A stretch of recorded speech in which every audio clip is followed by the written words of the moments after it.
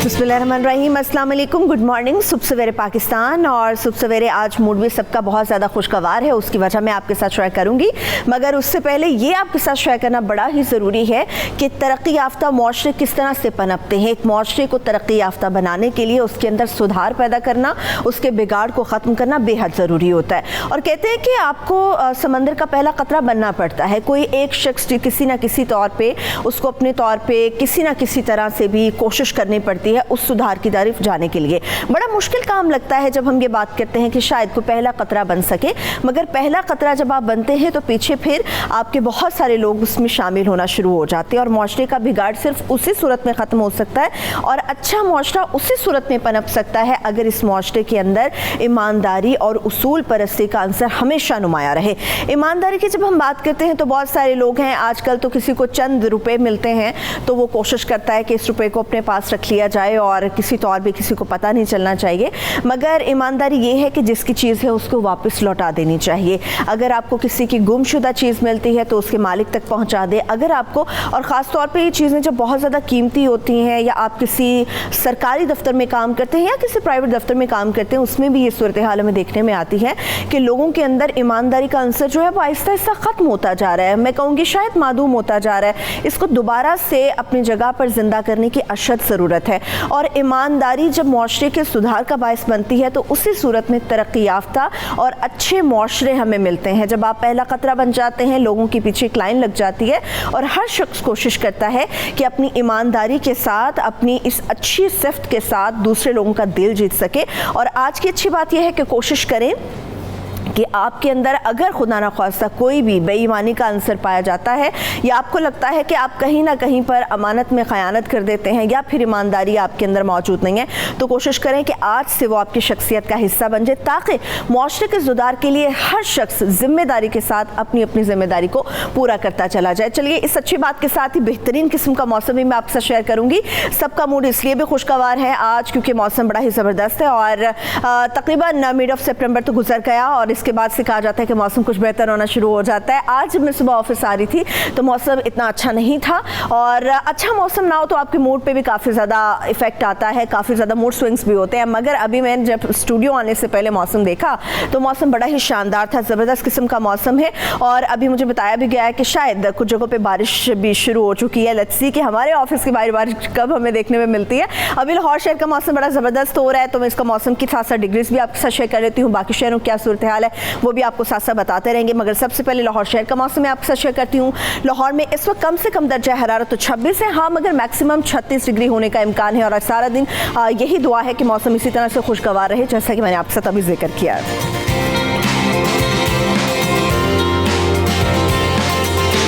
वैसे जब हम स्टूडियो में होते हैं तो हमारी कोशिश होती है कि अच्छी अच्छी चीज़ें आपके साथ शेयर करें, मगर कुछ कुछ अच्छी चीज़ें हमारे देख के भी मूड खुशगवार होता है। जैसे लाहौर के वेदर के साथ साथ बैकग्राउंड पे आपको बहुत ज़्यादा काली घटाओं वाले बादल नज़र आए थे, तो चलिए हम बाहर की इंजॉय नहीं कर सकते, यहीं पर सेट के ऊपर ही स्टूडियो के अंदर ही कुछ ऐसे इमेजेस देख के, कुछ ऐसे फुटेज देख के इंजॉय कर लेते हैं। लाहौर के बाद अब रुक करेंगे इस्लामाबाद शहर का, तो जान लेते हैं इस्लामाबाद में क्या सूरत हाल है। इस्लामाबाद में भी हवाएं तो चल रही है, मज़ेदार मौसम है, मगर कम से कम दर्जा हरारत यहाँ पर 23 रहेगा और मैक्सिमम 33 डिग्री तक जाने का इम्कान है।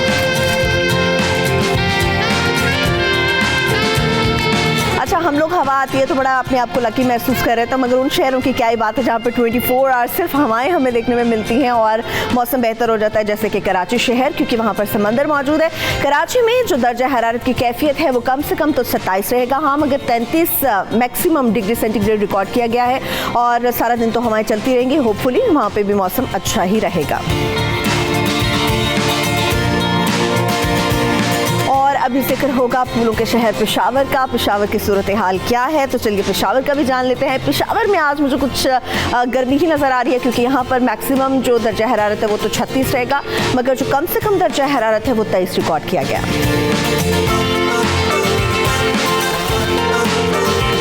और अब लास्टली बात हो जाए कोयटा शहर की, जहाँ पर अक्सर मौसम खुशगवार रहता है, मगर इन गर्मी के दिनों में काफ़ी ज़्यादा गर्मी हमें वहाँ भी देखने में मिली है। कोयटा में कम से कम जो दर्जा हरारत है वो तो इस वक्त मैं आपके साथ शेयर करूँ 14 है और ज़्यादा से ज़्यादा 32 डिग्री सेंटीग्रेड तक जाने का इम्कान है, जबकि कोयटा शहर का मौसम आज गर्म ही रहेगा।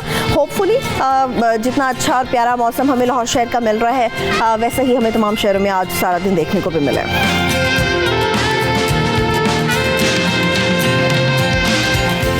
मौसम के साथ ही बहुत ही प्यारी प्यारी बातें भी होनी चाहिए और बहुत ही प्यारे प्यारे जो ज़िंदगी के अंदर बहुत ज़्यादा चेंजेस आते हैं या बड़े बड़े अच्छे वाक़यात रूनुमा होते हैं, मैं कहूँगी खुशगवार तब्दीलियाँ आती हैं जो अपने माशरे में, उसके ऊपर भी बात करना बेहद ज़रूरी है। और जिस तरह से मैंने अपने इंट्रो के आगाज़ पर ईमानदारी से मुतालिक बात की थी, तो ऐसी ज़िंदा मिसालें हमें बहुत कम मिलती हैं अपने आसपास, लेकिन अगर कोई मिल जाए तो डेफिनेटली वो हमारे हीरोज़ ही कहलाते हैं। जैसे आप सब जानते हैं कि अभी कुछ दिन पहले ये खबर आई थी कि पंजाब का शहर शेखुपुरा, जिसके डिस्ट्रिक्ट हेडक्वार्टर्स अस्पताल में एक नौकरी छोड़ी गई थी एक डॉक्टर की तरफ से, और तकरीबन 3.5 साल तक जो उनकी तनख्वाह है नौकरी छोड़ने के बावजूद उनके अकाउंट में ट्रांसफ़र होती रही।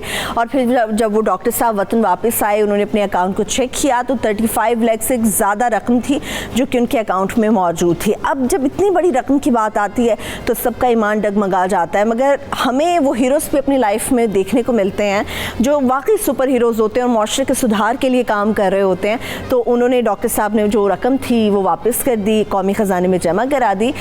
तो इस पर बात करने के लिए आपको बता दें डॉक्टर हमजा सिद्दीकी थे, जिनके वालिद परवेज़ सिद्दीकी साहब हमारे साथ मौजूद हैं। उनको स्टूडियो में हम वेलकम करेंगे। Thank you so much Parvez Siddiqui साहब, बहुत शुक्रिया आपका, आपने हमें ज्वाइन किया। परवेज़ सिद्दीकी साहब, बहुत ही रेयर ऐसी हमें एग्जाम्पल्स मिलती हैं।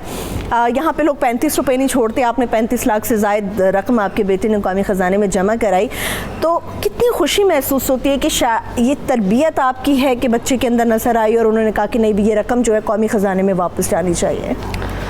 बच्ची बात इसी तरह है अल्हम्दुलिल्लाह कि ऐसी तरबियत दी गई है बच्चों को, बल्कि मेरा मैसेज है सब बच्चों के लिए कि वो भी इसी तरह करें। जब उसने जॉब नहीं की, यहाँ पे छोड़ के चला गया, कोई खिदमत नहीं की, तो जब वो वापस आया उसने जाके अकाउंट चेक किया अपना हबीब बैंक में, तो वहाँ पे 35 लाख रुपीज़ पड़े हुए थे। उसने ही इमीडिएटली कॉल्ड मी कि जी पैसे आपने जमा, मैंने कहा स्टेटमेंट निकलवाई गई बैंक से, तो पता चला कि सैलरीज क्रेडिट हो रही हैं।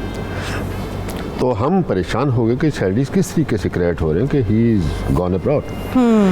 तो फिर हमने वेरी नेक्स्ट डे हमने ये लेटर लिखा है सबको कि भाई ये अकाउंट में सैलरीज क्रेडिट हो गई हैं, ये पैसे वापस कर। अच्छा, आपने प्रॉपर चेक किया कि सैलरी कहाँ से कैसे कैसे ट्रांसफर होती है? जी, वहीं से जी, वो सारी स्टेटमेंट में आता है जी कि सैलरीज क्रेडिट है, सैलरीज क्रेडिट है। तो बेटे ने यही कहा कि जी मैं पैसे कैसे रख सकता हूँ, ये तो कौम की अमानत है। तो मैंने कहा भी बिल्कुल ठीक है, ये तो पैसे वापस जाने चाहिए। तो बहरहाल सबको लेटर लिखे, फिर इस तरीके से ये है कि पे ऑर्डर बना के हमने उसको वापस किया है। लेकिन परवेज़ सिद्दीकी साहब, ये बड़ा मुश्किल नहीं लगता कि यंगस्टर्स कहते हैं कि नहीं अब्बा बस रहने दें, आ गया तो ठीक है, इट्स ओके, अब उन्होंने भेज दिया, इसको यूज़ करें। आपको एज अ फादर कितना ज़्यादा प्राउड फील हो रहा है इस चीज़ में? नहीं, मुझे फ़ख्र भी है, लेकिन यह है कि उसकी ट्रेनिंग का ये हिस्सा नहीं है। हमने जो ट्रेनिंग दी हुई है को रिज़्क़ हलाल में बरकत पड़ी होती है माशाल्लाह। अब देखिए, मैं भी एक साहिवाल का रहने वाला हूँ, यहाँ पे जब आया मेरे पास कुछ भी नहीं था। तो जब मैंने मेहनत करके ये सारी चीज़ें की हैं और बच्चों को भी पढ़ाया है, फैमिली बैकग्राउंड अब देखेंगे, मेरे 3 बच्चे हैं और मेरी बहुएं डॉक्टर हैं, मेरा दामाद डॉक्टर है। लेकिन ये चीज़ के इसकी तरफ देखा जाए तो ये पॉसिबल नहीं है कि किसी का पैसा ले लिया जाए। अब देखिए, हॉस्पिटल में जॉब करता था, वहाँ पे उसने देखा, उसको पता है, वो कह रहा है कि पापा मुझे पता है कि यहाँ पे किस तरह के मरीज़ आते हैं बेचारे जिनके पास पैसा नहीं होता। तो वो किस तरीके से सोच सकता है कि वो हॉस्पिटल की जो सैलरी उसको मिल रही है, बजाय इसको को उसकी हेल्प की जाए, चैरिटी दी जाए, तो किस तरीके से पैसे लेके जा सकता था। उसने फ़ौरन ये, बल्कि हम परेशान हुए कि पैसे कैसे आ गए। परेशानी के मतलब एक आलम में हमने जाके देखा है कि भाई ये लेटर लिखे गए हैं कि ये किस तरीके से पैसा वापस करके उसके बाहर चले जाना था। उससे पहले वो वापस करके एक पाई अदा करके फिर गया है, पे ऑर्डर बना के दे। ज़बरदस्ती तो बड़ी बात है, लेकिन परवेज़ सिद्दीकी साहब, जब अपने माशरे की हम बात करते हैं, हमें ईमानदारी का बड़ा कहत नज़र आता है। हालांकि हमें ईमानदार लोगों की बड़ी अशद ज़रूरत है इस कौम को, इस मुल्क को आगे ले जाने के लिए, और ईमानदारी के इसके कहत को ख़त्म करने के लिए आपके बेटे ने जो किरदार अपना अदा किया है, वतन को ऐसे ही डॉक्टर हमजा सिद्दीकी कितने और चाहिए कि ये माशरा आगे जा सकता है? अल्हम्दुलिल्लाह जी, हमने तो अपना हिस्सा अदा किया है और मेरा अपना ख्याल है कि इसी तरीके से ही काम शुरू हो जाए तो शुरुआत हो जाती है, और इसी तरीके से ही काम करना चाहिए कि जो पैसा एक पाई है अदा करनी चाहिए। उसको सबसे पहले बंदे के जब जहन में आ जाए कि रिज़्क़ हलाल में बड़ी बरकत है। अब आपको अंदाज़ा करें कि ये जब बच्चे बाहर रहते हैं ना, ये वतन वापस आने के लिए कितना तरसते हैं, कि इसको पाकिस्तान की इनको कितनी याद आती है और ये अपना हिस्सा डालते हैं। इसी तरीके से जब वो वापस आया तो वो तो आया था कि मैं मुल्क की और क्या खिदमत कर सकता हूँ, पॉसिबल नहीं था कि उसके लिए कि ये पैसे वापस। अक्सर जो देख रहे हैं लोग आपको, उनके लिए कोई आप मैसेज देना चाहें कि जिस तरह से आपके बेटे ने अच्छा किरदार अदा किया, ऐसे ही नौजवान बहुत सारे हैं जो शायद अच्छा काम भी करना चाहते हैं लेकिन माशरे में कुछ ऐसे अंसर मौजूद होते हैं जो बहुत सारे हाथ हैं उनके रोक देते हैं। एनी मैसेज जो आप लोगों को देना चाहिए ख़ासतौर पर यंगस्टर्स को? मेरा मैसेज यही है जी, अल्हम्दुलिल्लाह, कि मेहनत से काम करें। हलाल की कमाई में बरकत पड़ी है, बेशक बहुत बरकत है। और बिल्कुल कभी भी किसी को इस तरह के नहीं देखना चाहिए कि जो मेहनत का जो पैसा कमाया हुआ है उसमें मज़ा ही और है खाने का। किसी का पैसा लेके जाके वहाँ पे देखें जी ये किसी तरीके से वापस निकल जाता है। और अल्लाह ताला की जो ज़ात है वो बरकत में इसी में डालती है, हलाल की कमाई। बेशक बेशक बेशक। मेरा मैसेज यही है कि जो भी इस तरह का आप केस देखें, पूरी तरीके से ये पैसा वापस आना चाहिए, जमा करवाएं, बाकी रब पे छोड़ दें।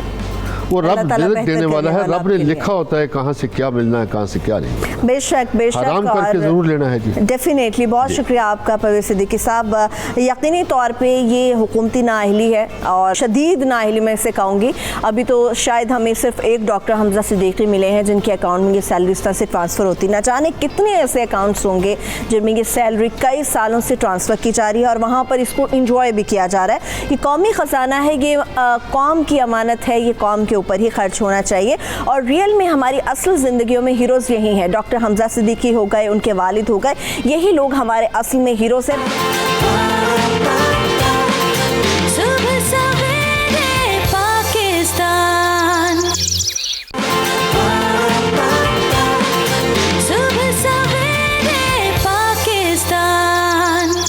हमारी ज़िंदगी में बहुत सारे ऐसे बड़े बड़े हीरोज़ होते हैं जिनसे मुतालिक बात करना बेहद ज़रूरी होती है। अभी मैं जिस हीरो की बात करने वाली हूँ उनका ताल्लुक़ तो कोयटा से है। 30 साल उनकी उम्र है और जब जब उन्हें अपने हरीफ के साथ लड़ाई करते हुए देखा है, बॉक्सिंग करते हुए देखा है, तो एक अजीब सा फ़ख्र महसूस होता है। पाकिस्तान से उनका ताल्लुक़ है और जब भी वो किसी महाज के लिए निकलते हैं, बॉक्सिंग भी एक महाज है जिसमें आप सामने वाले हरीफ को नॉकआउट करने जा रहे हैं, या तो हार जाएंगे या आप हरा देंगे। और ये बॉक्सिंग का जो खेल है, इसमें हमेशा जब वो जाते हैं पाकिस्तानी परचम को अपने साथ रखते हैं और अपने सीने से लगा कर रखते हैं, तो वो एक अजीब मंजर होता है, एक अजीब खुशी होती है। 10 प्रोफेशनल फाइट्स में से अभी तक हम बॉक्सर मोहम्मद वसीम की बात कर रहे हैं, 10 में से वो 9 फाइट्स हैं जिनको विन कर चुके हैं। 7 बार वो अपने हरीफ को, बॉक्सर को नॉकआउट भी कर चुके हैं। और अभी जो दुबई में मुनाकिद होने वाला मुकाबला था उसमें उन्होंने फिलिपाइनी बॉक्सर को पहले ही राउंड में महज 82 सेकेंड्स, कैन यू बिलीव, सिर्फ 82 सेकेंड्स के अंदर उन्होंने अपने हरीफ को नॉकआउट कर दिया। अपने हरीफ पर ऐसे ताबड़तोड़ मुक्कों की बरसात की कि क्या ही कहना कि वो दोबारा से उठ नहीं सके। इस वक्त पाकिस्तान के हीरो, हम सब के हीरो वसीम बॉक्सर हमारे साथ मौजूद हैं, उनसे बात कर लेते हैं। Wasim, thank you so much सुबह सवेरे पाकिस्तान में हमें ज्वाइन करने के लिए। और सबसे पहले 92 की तरफ से और हमारी पूरी टीम की तरफ से आपको बहुत बहुत मुबारकबाद। Thank you very much, thank you. अच्छा वसीम, हमें ये बताएं कि पाकिस्तान का झंडा जब दूसरे मुल्कों में आप लहराते हैं, वो उस जीत के बाद वो अपने अंदर क्या फीलिंग्स होती हैं आपकी? पाकिस्तान का परचम आपने उठाया होता है, अक्सर आपने खुद अपने साथ लपेटा होता है उस हमारे परचम को, तो वो क्या फीलिंग्स होती है, कैसा महसूस कर रहे होते हैं आप? जी देखिए, बिस्मिल्लाहिर्रहमानिर्रहीम, पहले भी हमेशा मैंने पाकिस्तान के लिए ही खेला है, एमेचर बॉक्सिंग में भी, और मेरे प्रोफेशनल फाइट्स भी मैं पाकिस्तान के लिए ही खेल रहा हूँ, पाकिस्तान को ही रिप्रेजेंट कर रहा हूँ। तो काफ़ी अच्छा, मुझे काफ़ी अच्छा लगता है, बहुत प्राउड होता हूँ जब भी जीतता हूँ और पाकिस्तान का नाम पूरी दुनिया में रोशन करता हूँ, तो काफ़ी अच्छा लगता है। अच्छा, अभी बड़े ज़बरदस्त तरीके से आपने अपने हरीफ को नॉकआउट किया है, जब वतन वापस आए हैं तो क्या इस्तकबाल के लिए कोई आया, किसी हुकूमती शख्सियत ने आपसे बात की, आपको अप्रिशिएट किया?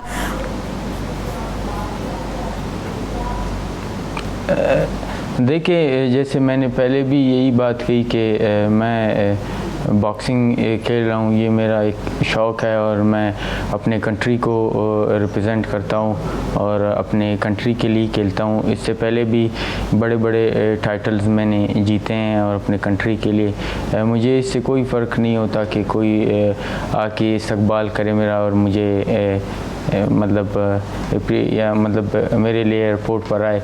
मैं अपना काम करता हूँ और मैं अपने जो मेरी बॉक्सिंग करियर है मैं उस पर फोकस्ड हूँ 1000%।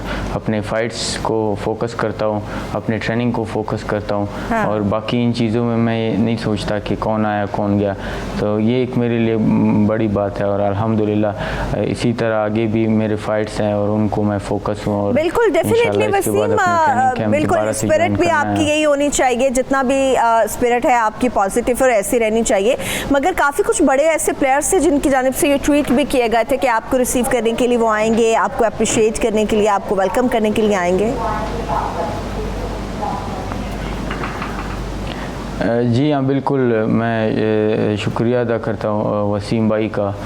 उन्होंने मुझे अप्रिशिएट किया है। हमारे पाकिस्तान क्रिकेट टीम के जितने भी प्लेयर्स हैं, शोएब मलिक हैं और बाकी जो फवाद आलम है, सब जितने भी लड़के हैं उन्होंने ट्वीट किया है। वो एक ख़ुद स्पोर्ट्समैन है, ये स्पोर्ट्समैन स्पिरिट है, मैं उनका शुक्रिया अदा करता हूँ। और इंशाल्लाह जस्ट मैंने जैसे कि कहा कि हम खेल रहे हैं, हम स्पोर्ट्समैन हैं और जो है हमारा काम यह है कि मुल्क के लिए खेलना और मुल्क का नाम पूरी दुनिया में रोशन करना और उससे ये यानी बाहर जाके अपने कंट्री का नाम रोशन करना, ये हमारा काम है। इसी तरह से और हम इस काम पे मैं इसी ठीक है इंशाल्लाह इसी तरह से आप मुल्क का नाम रोशन करते रहिएगा। अच्छा ठीक है, मुझे वसीम आप ये बताएगा, टॉप 10 में तो आप आ चुके हैं, नेक्स्ट अभी आपके क्या एम्बिशंस हैं, क्या करने का इरादा रखते हैं और इसके साथ साथ जो आपकी फेडरेशन है वो आपके लिए कितनी ज़्यादा सपोर्टिव है?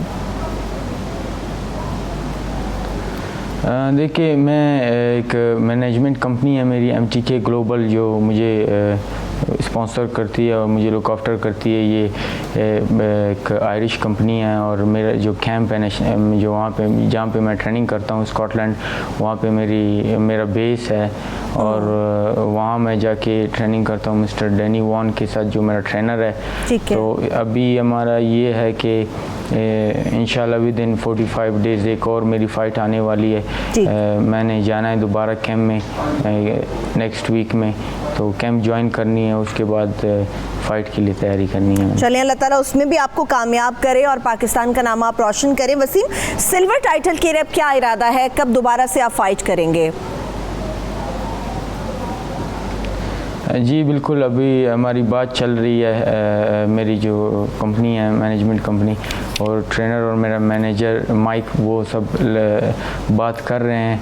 अब हो सकता है कि हम कोशिश यही कर रहे हैं कि हम वर्ल्ड टाइटल जो है वो हम पाकिस्तान लेके आए, पाकिस्तान में खेलें और यहाँ पे लोगों में ये ताकि पता हो यहाँ पे काफ़ी, ये तो बड़ी ज़बरदस्त बात है। और इंशाल्लाह अभी जिस तरह से आपने बताया है कि बॉक्सिंग में आपके नेक्स्ट भी फाइट एक आने वाली है चंद दिनों में, अल्लाह ताला आपको उसमें भी कामयाब करे, पाकिस्तान का नाम आप रोशन करेंगे और इंशाल्लाह फिर दोबारा हम आएंगे जब आप जीत के साथ वतन वापस आएंगे। थैंक यू सो मच, आपने हमें वसीम ज्वाइन किया।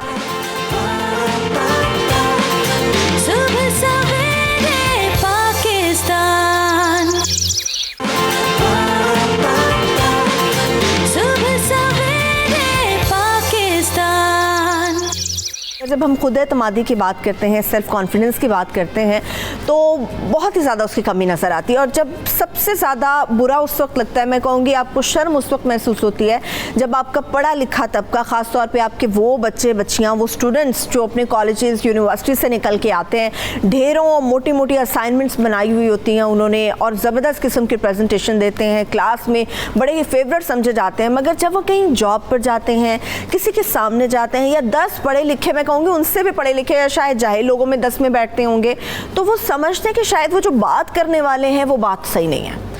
अब उसको प्रिटेंड कैसे किया जा रहा है, उसको पेश कैसे किया जा रहा है और फिर जब आप किसी सामने वाले शख्स से बात करते हैं, आपकी वाकई बाकायदा तौर पे टांगें कांप रही होती है और इसका सबसे ज़्यादा मुजाहरा हमें वहाँ पर नज़र आता है जब आप अपने डीन के पास जाते हैं, उसके कमरे में जाते हैं, आपने अपने डीन से बात करी, हालांकि आप उसी इंस्टीट्यूशन के स्टूडेंट हैं, आप अपने डीन के पास नहीं जा सकते, आप जाते हैं तो आपकी टांगें कप कपा रही होती हैं, आपकी आवाज़ में वो लर्जिश अजीबोगरीब सी होती, लड़खड़ा रहे होते हैं आप। जब आप नौकरी के लिए जाते हैं, जब आप मालिक के सामने खड़े होते हैं जिसने आपको नौकरी देनी होती है तो वहाँ पे आपको समझ नहीं आ रही होती कि मैंने जो 16-17 साल इतनी मोटी मोटी किताबें रट ली थी, पढ़ ली थी, मैंने 16-17 डिग्रियाँ ले ली थी, मैं क्या इस बंदे के सामने भी बात नहीं कर सकता। तो ये खुद एतमादी की कमी क्यों है? अच्छा, फिर मज़े की बात है वो लोग भी आपको नज़र आते हैं जो ओवर कॉन्फिडेंट होते हैं, जिनके अंदर मैं कहूँगी खुद एतमादी नहीं बदतमीज़ी। जहाँ पे हमारे जो गेस्ट हमारे जिनका मैं तारुफ कराऊंगी आपके साथ, उनसे मेरी भी बात हो रही थी तो उन्होंने बड़ी अच्छी बड़ी प्यारी बात की कि ये जो ओवर कॉन्फिडेंट लोग होते हैं ना, अपने आप को बड़ा वो कॉन्फिडेंट समझ रहे होते हैं, एक्चुअली वो बदतमीज़ लोग होते हैं। अब इन दोनों में क्या फ़र्क है, खुद एतमादी की कमी क्या होती है, इन सारी चीज़ों पर बात करने के लिए हमारे साथ मोटिवेशनल स्पीकर कासिम अली शाह साहब मौजूद है। बहुत शुक्रिया आपका कासिम अली शाह साहब, आप यहाँ पर तशरीफ़ लेकर आए। अच्छा कासिम अली शाह साहब, खुद एतमादी इनफैक्ट है क्या, इसकी डेफिनेशन क्या है? लोगों को पता ही नहीं है कि वो खुद एतमादी का शिकार है या वो ओवर कॉन्फिडेंट का शिकार है, क्या है ये? बहुत बहुत शुक्रिया जी। गुजारिश ये है कि पाकिस्तान में, जहाँ हम बात कर रहे थे इस प्रोग्राम में ऑनर होने से पहले, पाकिस्तान में एतमाद की कमी है और एतमाद जिसे लो इस्टीम कहते हैं, लो कॉन्फिडेंस कहते हैं, ढेर है, फौजों की फौजें हैं। और इसी तरह सुपीरियरिटी कॉम्प्लेक्स कि मैं बड़ी चीज़ हूँ, इसके भी आपको फौजों की फौजें मिलेंगी। जो कॉन्फिडेंस है जो होना चाहिए वो आपको कम मिलेगा। कॉन्फिडेंस है क्या कि जो आप हो, आपको पता है मैं ये हूँ, हाँ। और आपको इत्मीनान है कि ये मैं हूँ। जो आप हो उस पे पूरा भरोसा और पूरा यकीन का नाम सेल्फ कॉन्फिडेंस है। होता क्या है, हमें अपना ही नहीं पता होता। देखो, कॉन्फिडेंस के लिए सेल्फ कॉन्फिडेंस है। सेल्फ का नहीं पता, अपनी ज़ात का नहीं पता, अपने पोटेंशियल का नहीं पता, खुद शनासी नहीं है, अपना अदराक नहीं है, अपनी समझ नहीं है, अपने पोटेंशियल का नहीं पता, तो फिर यकीनी बात है एतमाद भी आपके पास नहीं होगा। अब होता क्या है, हमारा जो कॉन्फिडेंस की कमी है वो कोई अचानक से नहीं होती। ये बड़ी वाज़िया बात बता दूं, होता ये बचपन से कहीं चलती है। हमें शटअप कॉल्स दी जाती हैं। एक अमेरिका में रिसर्च थी बड़ी पहले, उन्होंने यंगस्टर्स पे की, 17 साल की उम्र तक एक बच्चा नो का वर्ड, नहीं तुम नहीं कर सकते, ये नो का वर्ड 1 लाख दफ़ा सुनता है। पाकिस्तान में ज़रब दे लें 10 से देनी है, 100 से देनी है। कहाँ तक सुनता सारी बचपन में कहीं ना कहीं रिजेक्शन होती है। तू नलायक है, तू ते शक्लों ही नलायक है, तू ते कुछ नहीं कर सकता, ए वेख 1 इंच दा लिखे, ए 20 इंच दा लिखे, ए तेन ते विंगा होके क्यों टुरना है, ठीक है कि नहीं? बेटी पहली चाय बनाती है, केडी पैड़ी चाय बनाई है तू, की बना देता है तू। यानी हमारे कामों पे हमें इतना डिस्करेज किया जाता है, बच्चों को इतना ज़्यादा रिजेक्शन मिलती है, स्कूलों में मिलती है, क्वेश्चन नहीं करने दिया जाता, सवाल नहीं पूछा जाता, अगर कोई सवाल पूछे मजाक उड़ाया जाता है। जब इतनी रिजेक्शन मिलती है तो सेल्फ निगेट होती है, सेल्फ दबती है, सेल्फ सप्रेस होती है, कहीं ना कहीं बंदा दब जाता है, उसकी शख्सियत दब जाती है। फिर सब कुछ होते हुए कितनी बड़ी ट्रेजेडी है, खजाने के डब्बे पे आप बैठे हो और आपको डाउट हो मैं कंगला हूं, मेरे पास कुछ नहीं है। जब भी आपके पास कुछ होगा तो आपके पास एतमाद भी होगा। जब भी आपके पास कुछ होगा और आपको पता होगा कि मेरे पास कुछ है, तो आपके पास एतमाद भी होगा। सो अपनी सलाहियत, अपना पोटेंशियल, अपनी ज़ात, अपनी आइडेंटिटी कि मैं भी हूँ। एक बात बड़ी वाज़िया बता दूं, इस कायनात में जो ज़रा है ना, कख, वो भी बताता है मैं हूँ। बिल्कुल, बंदा तो बड़ी चीज है, बंदा तो बड़ी वाकई चीज है, कख बताता है। ये एक तो पहलू आपने ये बताया ना कासिम अली शाह साहब के, जो हम अपने बच्चे को जितना बुरे हालात में कर देते हैं, ये क्यों कर दिया, वो क्यों कर दिया, ऐसे कर दिया। एक दूसरा पहलू, वो सवाल भी मेरे जहन में, मैं आपसे पूछूंगी, मगर इस वक्त हमारे साथ कॉलर मौजूद है अरसलान, उनसे बात करते हैं। जी अरसलान, क्या बात करना चाहेंगे आप? जी अस्सलाम वालेकुम। सबसे पहले तो आपका प्रोग्राम बहुत अच्छा है पाकिस्तान सीरीज के हवाले से। वालेकुम अस्सलाम जी। बात और दूसरा ये है कि शाह साहब से ये पूछना था कि इंसान के अंदर जो यानी कि मोटिवेशनल जो चीज़ें मौजूद होती हैं उन पे कैसे ज्यादा फोकस किया जा सकता है। यानी कि बात कर बंदे का एक इरादा बनता है कि मैंने ये काम करना शुरू कर देना है, उसके बाद कुछ अर्से बाद वो फिर थोड़ा सा यानी कि उस पर यानी कि फोकस नहीं रख पाता, लेकिन उसके अंदर वो जज्बात होते हैं बिल्कुल, यानी कि वो कर सकता है, वो समझता है कि मैं ये कर सकता हूँ, यानी कि बिल्कुल उस पर 100%, लेकिन ज्यादा फोकस नहीं कर सकता। उसकी क्या वजह? चलिए ये पूछ लेते हैं Arsalan, thank you so much, आपने कॉल की। अस्मा नेक्स्ट कॉलर हमारे साथ मौजूद है, उनसे बात करते हैं। जी मेरी बहन अस्मा, बात कीजिए। अस्सलाम वालेकुम। वालेकुम अस्सलाम। सबसे पहले तो आपके शो की बहुत तारीफ करूंगी कि आज आपका टॉपिक बहुत अच्छा है, और दूसरा कासिम अली शाह की मैं बहुत बड़ी फैन हूँ। बहुत शुक्रिया। और मेरा क्वेश्चन ये है कि मुझ में सेल्फ कॉन्फिडेंस की बहुत ज़्यादा कमी है। पहले नहीं थी हाँ, लेकिन उसके बाद हो गई, तो बहुत ज़्यादा लोगों ने डिग्रेड करना शुरू कर दिया। अब मैं 4 लोगों में बात करते हुए घबराती हूँ कि मैं बात करूँगी तो गलत ना हो जाए, मुझे कोई टोक ना दे, मुझे कोई ये ना कह दे कि कैसे बात कर रही हो, तुम्हारा लहजा ठीक नहीं है। अब मैंने 6 साल टीचिंग की है, उस टीचिंग के एक्सपीरियंस में मैं बहुत अच्छी थी पहले, लेकिन अब मेरे में वो कॉन्फिडेंस नहीं रहा। चलिए, तो वो कॉन्फिडेंस बिल्डिंग कैसे हो सकती है अस्मा, ये जान लेते हैं कासिम अली शाह साहब से। थैंक यू सो मच, आपने कॉल की। अच्छा, यहाँ पे 2 चीज़ें मैं आपसे, चले पहले कॉलर्स की तरफ चले जाते हैं, फिर क्वेश्चन की तरफ चलेंगे। अरसलान कहते हैं कि जज्बात होते हैं आपके अंदर, मगर आप फोकस नहीं कर पाते, डिफोकस रहते हैं हर वक्त, उसकी वजह क्या है? बड़े लोगों में इनिशिएटिव की कमी होती है, आगाज नहीं करते भाई। अगर खौफ और खदशे ही रहेंगे आप तो कभी नहीं करोगे। खौफ को खत्म करने का सिर्फ एक तरीका है, आगाज कर दीजिए, कदम उठा दीजिए, कुदरत मदद कर देती है। ये कमाल, दुनिया का सबसे बड़ा जो कमाल और ताकत अल्लाह ने इंसान को दी है वो इनिशिएटिव की ताकत, कदम उठाने, कदम पटने की ताकत। जब आप इत्मीनान और करके पहला कदम उठाते हो ना तो रास्ते बनने लग पड़ते हैं। लाइफ ना सिनेमा की तरह, 15 मिनट के बाद सिनेमा में जाए ना, फिल्म समझ नहीं आती, समझ नहीं आ रही होती, क्योंकि स्टार्ट करके लाइफ पता भी होता। आपको 15 मिनट बाद ही समझ आती है और कईयों को बस एंड पे जाके समझ आती है, तब लाइफ वैसे कदम उठा लेना चाहिए, कदम उठाना चाहिए, कहीं ना कहीं कदम उठा के चल पड़ना चाहिए और आगे मंजिलें भी आ ही जाती हैं। सो आगाज बजाते खुद एक एतमाद होता है कि आप आगाज कर लेते हैं, अल्लाह आपकी मदद करता है, आपका एतमाद फिर बढ़ता है। कदम उठाने से, करने से एतमाद बढ़ता है। एक सबको बता दूं, मुझे माएँ भी सुन रही होंगी और टीचर्स भी सुन रहे होंगे कि बच्चे गलतियां करके सीखते हैं। बिल्कुल। ये कोई सॉफ्टवेयर लेकर नहीं आए अकल का, हाँ, ये कोई सही होता बुट्टी में नहीं मिली कोई ऐसी अकल वाली चीज। गलतियां करेंगे, सीखेंगे। गलतियां, मैं नहीं कहता उन्हें कहें जी करो गलतियां, ऐसा भी नहीं होना चाहिए, लेकिन कुछ गलतियां एक नेचुरल प्रोसेस है, वो वहां से गुजरना पड़ता है। गिरने से चलना आता है, डूबने से तैरना आता है, गलत लिखने से ठीक लिखना आता है, गलत बोलने से सही बोलना आता है। सो गलती कहीं ना कहीं इंसान की उस्ताद होती है। तो आप अगर गलतियों से बचाओ तो मेरा ख्याल है कामयाबी से भी बच जा सकते हैं। ठीक है, इस वक्त हमारे साथ अस्मा के क्वेश्चन का मैं जवाब ले लूंगी, मगर इस वक्त हमारे साथ एक अननोन कॉलर हैं फैसलाबाद से, वो अपना नाम जाहिर नहीं करना चाह रही, उनसे बात करते हैं। जी, बात कीजिए। अस्सलाम वालेकुम। वालेकुम अस्सलाम। सबसे मेरा सवाल है कि जो इंसान के अंदर खौफ, अनजाना खौफ, डर, क्या ये कुदरत मादी की कमी की वजह है या कोई बचपन में कोई इस तरह की वजूहात पैदा हो जाती हैं जो कि साल हर साल तक बढ़ती बढ़ती टीनेजर से निकल कर और जैसे जैसे कोई जवान होता है और बढ़ती है ये खौफ, अनजाना और इस तरह की चीज़ें कि आप वो कर नहीं पाते, आपको खौफ पता अंधेरे से, बंद कमरे से, कमरे में फिर बिल्कुल आप बंद में कहते खोल दें, मैं ऐसे नहीं बैठ सकता। ये क्यों इस तरह की चीज़ें जो हैं फिर बचपन से लेके और अब तक जो, मतलब अब मेरे साथ भी यही प्रॉब्लम है, तो अभी तक जो नहीं जा रही।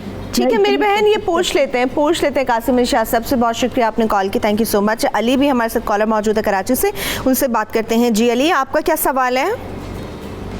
जी, सबसे पहले तो मैं ये कहूँगा कि आपका टॉपिक जो है बहुत अच्छा है। शाह साहब से मैं ये पूछना चाहता हूँ, एक एक्सपीरियंस छोटा सा शेयर करना चाहता हूँ। पास में मैंने कुछ इंटरव्यूज के लिए जब मैं गया तो वहाँ पे मैंने देखा कि अक्सर जगहों पे ना नॉन प्रोफेशनल लोग बैठे होते हैं और बड़ी बदतमीजी के साथ इंटरव्यू ले रहे होते हैं। बेसिकली इंटरव्यू नहीं ले रहे होते, पता नहीं वो क्या तलाश कर रहे होते हैं, कंगाल रहे होते हैं, बदतमीज कर रहे होते हैं। तो ऐसी सूरत हाल में आदमी क्या करे, क्योंकि उसे जॉब भी चाहिए होती है, वो जाता भी है, तैयारी भी करके जाता है, लेकिन जब बदतमीजी की जाती है इंटरव्यूज में तो उस हाल में क्या करना चाहिए? ठीक है, thank you so much Ali, आपने कॉल की। सुबह सवेरे पाकिस्तान, सुबह सवेरे पाकिस्तान। अच्छा, सबसे पहले तो अस्मा का बताएं। वो कहती हैं कि खुद एतमादी की शायद उनमें कमी है, डिग्रेड उनको इतना ज़्यादा किया गया है कि पहले वो काफ़ी ज़्यादा कॉन्फिडेंट थी, अब उन्हें लगता है कि शायद वो बात करेंगी तो बात गलत की आवाज़ से नहीं लग रहा था कि अस्मा में कोई एतमाद की कमी है। शायद वो अपनी किसी बहन, सहेली, किसी का पूछ रही बंदा खुद सोचता है, अपने आप को जब तोलता है, मापता है, वो अपने शेर को माशा कर लेता है। कई दफ़ा बंदा स्टीम लो होती है, कॉन्फिडेंस की कमी नहीं होती, एहसास होता है, फीलिंग होती है। तो वो कह रही थी मैं 4 बंदों में बात नहीं कर सकती, मैं कहता हूँ 3 में कर लिया करें, 2 में कर लिया करें। कोई लाजिम नहीं है कि आप बड़े मॉब, बड़े ग्रुप में ही बात करें तो कॉन्फिडेंस है। हाँ। जो काम, मैं मिसाल आपको देता हूँ, मैं शुरू में 2 बच्चों को पढ़ाना हमारे लिए मुश्किल होता था। अच्छा, एक ऐसा वक्त आया जैसा कि 5-5 हज़ार की ऑडियंस को इंगेज करना आसान हो गया, सेशन लेकर चलना आसान हो गया। अब ये एक्सपीरियंस है। बिल्कुल। जो काम आप बार बार करते हो उसमें कॉन्फिडेंट होते हो। जो काम आपने किया ही नहीं है, आप अचानक किसी को फेंक दो पानी में, वो डूबेगा। दुनिया के बेस्ट स्विमर्स को किसी ने धक्का दिया होता है, उन्होंने सीखा होता सही। है। आप अचानक से सर पे पड़ती है, आप सीख जाते हो। सो ये मेरा ख्याल है कि अपने आप को अंडर एस्टिमेट नहीं करना चाहिए कि जी मैं पहले ठीक थी अब ठीक नहीं हूँ। अच्छा, जहाँ तक एक सवाल मैं इसमें से पिक करूंगा, किसी ने कहा कि जी वो बचपन के खौफ होते हैं। हाँ, वो फैसला पैदाइशी वाले 3 खौफ कॉलेज है जो आपको मिलते हैं। 3 खौफ से ज्यादा खौफ है ही नहीं। साइकोलॉजी कहती है पहला खौफ है बुलंदी से गिरने का। छोटा काका पकड़ के ना ऐसे करो जरा, पकड़ के ना उसके चेहरे पे होगा, हाँ, ठीक है ना? बिल्कुल। ये उसमें बिल्ट इन है, वो पैदाइशी लेकर आया ये खौफ। आवाज का खौफ होता है, वो त्रिबक नहीं जानते पंजाबी का वर्ड बड़ा हाँ। अच्छा है, ऐसे घबरा जाते लोग, घबरा बम की जाते हैं आवाज जी, आएगी ना, अचानक से ऐसे, वो हर झुरझुरी कोई सी होती है आपको। बिल्ट इन है उसके अंदर। इसी तरह आवाज का खौफ, बुलंदी से गिरने का खौफ, सांस बंद होने का खौफ। ये सब आप कभी किसी को ना ऐसे करके जरा करो, अपने आप करो, आपको एक धचका सा लगेगा, महसूस होता है आपको कि वो ठीक है कितनी जी? खौफ ये में चला खांसी गया। जो आती है इसलिए आती है, लगता है सांस बंद हो रहा है जैसे ना, तो ये आपके अंदर कुछ बिल्ट इन खौफ हैं। बाकी सबके सब खौफ आप सीखते हैं। मैं आपको बड़ी खत्म मजे की कैसे बात किया जाए? बताऊं, मेरा बड़ा बेटा है, हम मिक्की माउस कितना मजेदार होता है बच्चों के लिए। हमने गलती एक दफा की, मैं बेगम बच्चा साथ था, पुरानी बात, तो किसी होटल के बाहर वो मिक्की माउस फिर रहा होता है ना, पहन के मास्क सारा, वो मैंने क्या किया, शीशा नीचे करके एकदम उसे बहू उससे करवा दिया, बहू करवा दिया। ओहो, नहीं जी, यकीन करें वो मिक्की माउस जो सबका फेवरेट है, मेरा बच्चा तादेर बड़ा होने के बाद भी मिक्की माउस से आज डरता भी रहा। खौफ खाता है। वजह क्या है? वो खौफ हमने दिया, हालांकि मिक्की माउस का कोई खौफ नहीं है। ये जो बला, जिन, चुड़ैल, ये जो हमें बचपन से कहानियां सुनाई जाती हैं, बड़ी खौफनाक होती हैं। एक वो बाबे से बड़ा डरा है, सोचो, वरना बाबा आ वो जाएगा, बाबा, ले फिर जाएगा। वो उल्टे पाँव वाली चुड़ैल, मैं तो आज तक वो ढूंढ ढूंढ के थक गया हूँ, मुझे कोई नहीं मिली चुड़ैल ऐसी कोई भी। ठीक है। मिले तो मैं कहूँ जी चमड़ जाओ, मुझे बस तो ये कोई वो नहीं खौफ होते हैं, इनको खुद ही आपको खत्म करना पड़ेगा। अली हमारे साथ कॉलर थे। अच्छा, उन्होंने बड़ी जबरदस्त बात की कि जी जब नॉन प्रोफेशनल किस्म के लोग आपका इंटरव्यू ले रहे होते हैं तो तब वो बदतमीजी कर रहे होते हैं, क्या किया जाए? अच्छा देखिए, एक बात, दो चीज़ें मैं डिवाइड कर रहा हूँ। इस दुनिया में बड़े ऐसे लोग हैं जो एक्सपर्ट हैं बेइज्जती करने के, डिस्करेज करने के, इंसल्ट करने के, स्नब करने के। हैंडल कैसे किया जाए? वो पीएचडी हैं इस काम के, एक्सपर्ट्स हैं। आपको ढीठ होना पड़ेगा, आपको खामोश रहना पड़ेगा, आपको कान के ढक्कन बंद करने पड़ेंगे। जिंदगी में सारी आवाज़ें सुनने वाली नहीं होती। अच्छा, सुन ली है तो यकीन नहीं करना अब चाहिए। जब नौकरी लेने के लिए कोई गया है तो वो उसके साथ हो रहा है, नो वो क्या करे? प्रॉब्लम, रब राज़िक है, वो बंदा थोड़ा राज़िक है जो टेबल के उस तरफ बैठा हुआ है, वो तकदीर थोड़ा लिखने बैठा हुआ है, उसके पास इख्तियार कितना कुछ है, एक नौकरी देने का है ना। राज़िक तो फिर अल्लाह ने रहना है। जब आपको पूरा एतमाद राज़िक पे होता है ना, फिर आप कहते हो ये एक वसीला ज़रूर है, रास्ता ज़रूर है, लेकिन ये मेरी मंजिल नहीं है। मंजिल नहीं है। आप ब्लैकमेल नहीं होते। हर वो बंदा जो किसी भी जॉब पे ब्लैकमेल हो जाता है, वो ब्लैकमेल होने की वजह ये होती है उसका रज़ाकियत पे यकीन नहीं होता, रब की रबूबियत पे यकीन नहीं उसे होता। उन लोगों पे होता है जो सामने मैं बैठे कहता हूं, मौजूद आज होते हैं। से जितने सुनने वाले असर्टिव हो, जहाँ गलती है कहें गलती है, जहाँ पर कुछ गलत हो रहा है कहें जी माजरत है, जहाँ पर कुछ नहीं काबिल कबूल उन्हें कहे जी मेरी वैल्यूज के खिलाफ है, मैं क्यों कंप्रोमाइज करूं, मैं क्यों अपना गला घोटूं, मैं क्यों अपनी सोच को मार दूं, मैं क्यों अपने नजरिए को मार दूं। बंदे को अपनी इज्जत की बुनियाद पे रोजी नहीं कमानी चाहिए, बिस्ती करवा के नहीं कमानी चाहिए। बस अल्लाह ताला की ज़ात पे भरोसा होना चाहिए। हामिद कॉलर हमारे साथ मौजूद हैं, उनसे बात करते हैं। जी हामिद, आपका क्या क्वेश्चन है?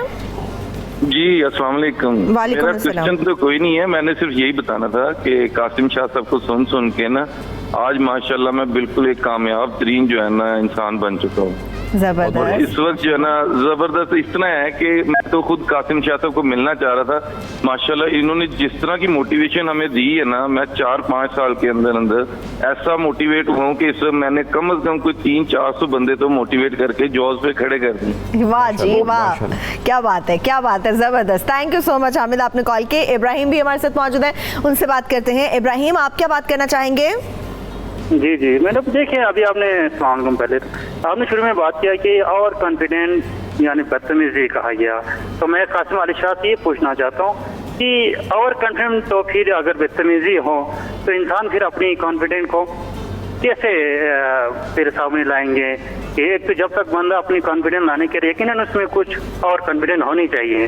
तो कासिम अली शाह से मेरी यही तो चलिए पूछ लेते हैं कि कॉन्फिडेंस के साथ ओवर कॉन्फिडेंट होने के जरासीम आपके अंदर होने चाहिए, नहीं होने चाहिए। थैंक यू, आपने कॉल की। इब्राहिम कहते हैं कि खुद एतमादी के लिए थोड़ा सा आपको ओवर भी होना चाहिए, ज्यादा जरूरी है। देखिए होता क्या, आपको रियलिस्टिक अप्रोच अपनानी चाहिए।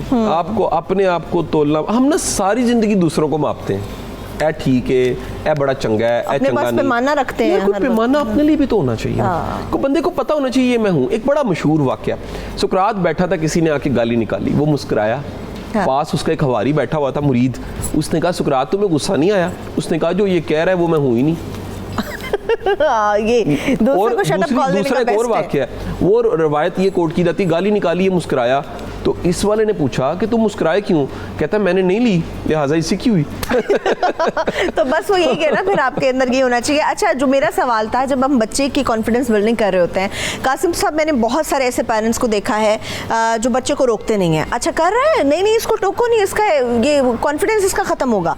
हम अपने बच्चे को वो तरबियत देते देते इस हद तक बदतमीज़ कर देते हैं कि हमें लगता है कि बच्चे के अंदर खुद एतमादी है, बट इन फैक्ट वो शदीद किस्म का बदतमीज़ हो चुका होता है। ये पेरेंट्स को कैसे समझाया जाए? ये देखें होता क्या है, ये जो मोहब्बत है ना और लाड, ये बिगाड़ने के बहुत बड़े सोर्स हैं। हाँ। मोहब्बत होनी चाहिए, मोहब्बत होनी इतनी चाहिए, एक्सप्रेशन बड़ा मुनासिब सा होना चाहिए। और वो मोहब्बत ऐसी होनी चाहिए जो असूलों के साथ ही हो, कोई असूल ज़ाब्ते के साथ ज़िंदगी चलती रहे। देखिए, आप मोहब्बत से बिगाड़ना तो नहीं चाहते, आप उस लव से बिगाड़ना तो नहीं चाहते, आप उस मोहब्बत से चाहते ही हैं कि मुअद्दब ही बने।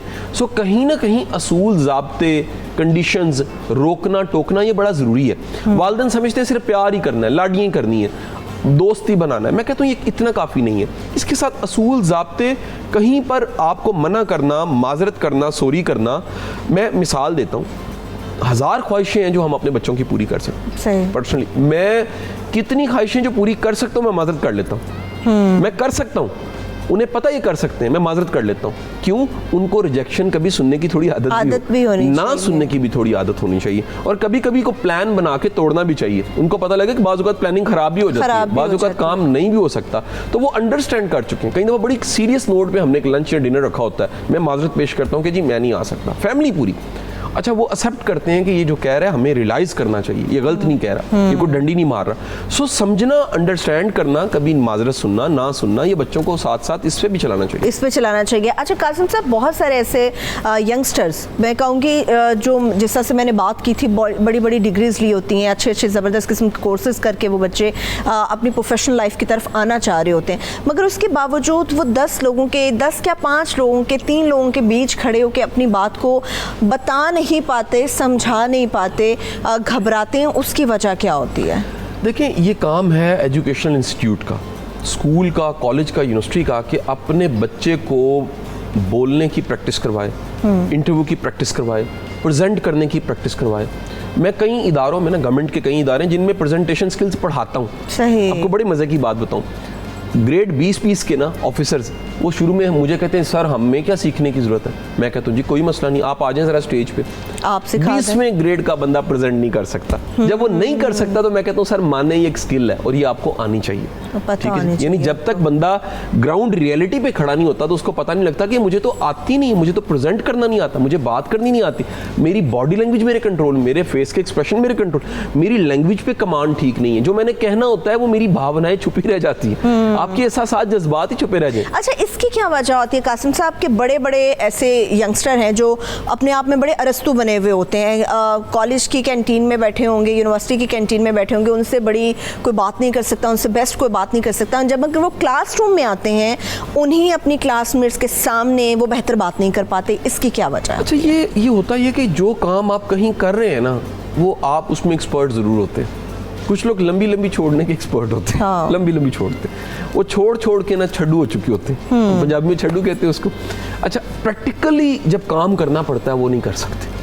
आपको बड़े लोग मिलेंगे, मैं मीडिया में कहीं नाम नहीं लेना चाहता, कि उन्हें बड़ी बड़ी सीट्स मिली कुछ चैनल्स पे, वो कागजों में, बातों में सीईओज़ को इंस्पायर कर देते हैं, मालकान को इंस्पायर कर, ग्राउंड रियलिटी पे जब काम करना पड़ता है वो नहीं कर पाते। और ये कॉर्पोरेट में बड़ा कॉमन है कि बंदे ने जॉब लेते वक्त इंस्पायर किया, टेबल पे, बॉडी लैंग्वेज में, ड्रेस में कमाल था, जब रिजल्ट देने की बात आई, मैं कहता हूँ जो नताइज हैं, रिजल्ट्स हैं, वो कॉन्फिडेंस होते हैं। आप कभी किसी कामयाब खिलाड़ी को देखिए, वो बोल नहीं अच्छा सकता, लेकिन उसकी आंखों की चमक बताती है कि वो कामयाब है, कि वो कामयाब है। इस तरह जिसके अंदर कुछ होता है। ये बड़ी गहरी बात बता दूं, एक छोटी सी मिसाल से चाहूँगा इसको कहीं क्लोजिंग की तरफ लेके जाऊँ, कि गुब्बारे कोई उड़ा रहा था बेचने के लिए, काला गुब्बारा नहीं उड़ा रहा था, काला बच्चा आ गया, उसने कहा अंकल काला उड़ता है? उसने काला गुब्बारा तोड़ा, हवा में छोड़ा, एक बात कही, उसने कहा नीला पीला काला नहीं उड़ता, जिसमें कुछ होता है वो उड़ता है। क्या अगर आप में कुछ है, आप में सिफ्त है, आप में क्वालिटी है, तो फिर ऊपर उड़ोगे ही उड़ोगे, आप तो कोई मकाम पाओ। प्रॉब्लम ये अंदर कुछ नहीं होता, बाहर लोगों के बड़ा कुछ होता है। बड़ी ज़बरदस्त किस्म की आपने बात की है। और जब हम बात करते हैं खुद एतमादी के हवाले से, तो यकीनी तौर पे इसकी बिल्डिंग आपकी फैमिली करती है, आपका वो स्कूल करता है, आपके वो टीचर्स करते हैं, मगर आपको ये बच्चों को बताना बड़ा ही ज़रूरी होता है कि खुद एतमादी में और ओवर हो जाने में कितना ज़्यादा फ़र्क होता है। खुद एतमादी की कमी की वजह से भी जहाँ बड़े मसाइल पैदा होते हैं, वहाँ पे ओवर कॉन्फिडेंट होने की वजह से उससे ज़्यादा कई मसाइल पैदा होते हैं। और बड़ी ज़बरदस्त किस्म की बातें की हैं। होपफुली जिन लोगों के अंदर एतमाद की कमी है वो कासिम अली शाह साहब की बातों के साथ कुछ रहनुमाई हासिल कर पाए होंगे। Thank you so much Qasim Ali Shah साहब, आप यहाँ पर तशरीफ़ लेकर आए। मुझे अभी सुबह सवेरे पाकिस्तान में एक छोटी सी ब्रेक की तरफ बढ़ना है। जब ब्रेक से वापस आएंगे और भी बहुत सारी ऐसी चीज़ें हैं जो आपके सामने हम रखेंगे, प्रेजेंट करेंगे। Stay with us.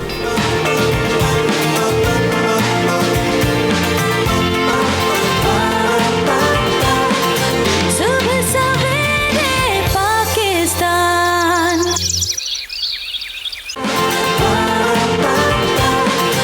सुबह सवेरे पाकिस्तान।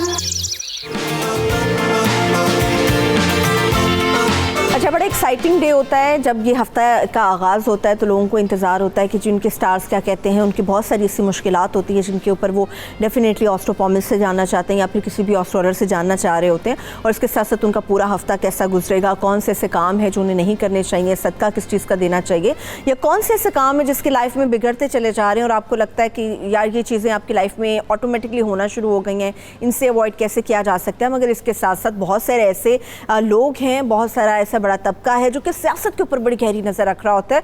और हम उनके एक्ट्स तो देख रहे होते हैं, बट इनफैक्ट उनके स्टार्स क्या कह रहे होते हैं, उनके स्टार्स की वजह से उनके अंदर क्या क्या तब्दीलियाँ आ सकती हैं, या हमारी पॉलिटिक्स में क्या तब्दीलियाँ आ सकती हैं। एक बड़ा तबका उसको इस चीज़ का भी बड़ा इंटरेस्ट होता है। अपने स्टार से ज़्यादा वो सियासतदानों के स्टार के बारे में परेशान होते हैं कि मुल्क की मैशियत किस तरफ जाएगी, कौन सा बड़ा टर्न लिया जाएगा जो इसके लिए बेहतर हो सकता है, मुल्क के लिए क्या कुछ किया जाएगा। तो सियासी रहनुमाओं से लेके एक आम आदमी तक किस्मत के सितारे क्या कहते हैं, किस्मत के सितारों का अहवाल जानेंगे, क्या कुछ होने जा रहा है। ये सब चीज़ों पर बात करने के लिए हमारे साथ बहुत ही हमारे फेवरेट दोनों ही पर्सनालिटीज़ मौजूद हैं।